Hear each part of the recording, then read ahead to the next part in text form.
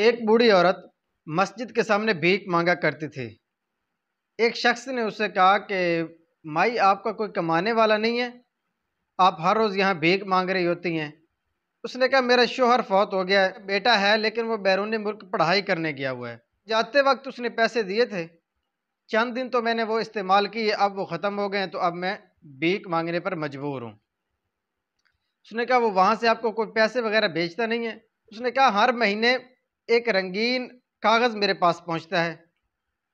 वो बंदा उसके साथ उसके घर गया और देखा कि वो रंगीन कागज़ नहीं थे, वो 50-50 हज़ार के ड्राफ्ट थे, जो उसकी दीवार पर उसने लटका रखे थे, चिस्पा कर रखे थे कि मेरा बेटा ये कागज़ मुझे भेजता है रंगारंग, और उसकी याद में उसने वो दीवार पर चिस्पा किए हुए थे।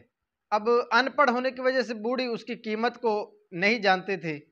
उस बंदे ने उसको जब समझाया कि माई, ये सिर्फ़ कागज़ नहीं है, ये तो बहुत ज़्यादा पैसा बनता है जो आपके पास मौजूद है, लेकिन आप जो है इन पैसों से फ़ायदा नहीं उठा पा रही।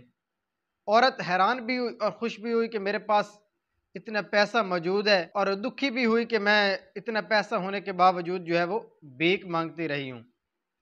हमारा हाल भी इसी बूढ़ी औरत की तरह ही है। हमारे पास अल्लाह तबारक व तआला का भेजा हुआ कलाम, अल्लाह तबारक व तआला की नाजिल की गई किताब मौजूद है, जिसके अंदर हर चीज़ का बयान है। हम कुरान पाक के साथ वो ट्रेड नहीं कर रहे जो हमें करना चाहिए। हमारे पास वो घर में मौजूद है, हम हर रोज़ उसको अपने मुंह के ज़रिए चूमते भी हैं, अपने माथे के साथ भी लगाते हैं, उसका अदब और एहतराम करते हैं, लेकिन उसको खोल कर पढ़ते नहीं हैं। ठीक है, इसके अंदर अल्लाह तबारक व तआला ने हमारे लिए क्या इरशाद फरमाया है, क्या ख़जाना अल्लाह तबारक व तआला ने हमारे लिए इसके अंदर रखा है। हम अपनी जहालत की वजह से और अपनी सुस्ती और लाइल्मी की वजह से इस ख़जाने से जो है वो फ़ायदा नहीं उठा पा रहे। तो खुदा के लिए कुरान पाक सिर्फ घर में रखने के लिए या शादी ब्याह के वक्त औरतों को इसके साए में रवाना करने के लिए ही नहीं होता। कुरान पाक पढ़ने के लिए है। इसको पढ़ें, इसके तर्जमा को पढ़ें, इसकी तफसीर को पढ़ें। उर्दू की सबसे आसान तफसीर सिरातुल जिनान है आजकल के दौर के लिहाज से, उसको पढ़ें और सोचें समझें कि अल्लाह तबारक व तआला ने हमारे लिए क्या अहकाम नाजिल किए हैं। उनको पढ़ें और पढ़कर उनको फिर अपनी अमली ज़िंदगी के अंदर ले आएँ, फिर ही हमें इसका फ़ायदा होगा।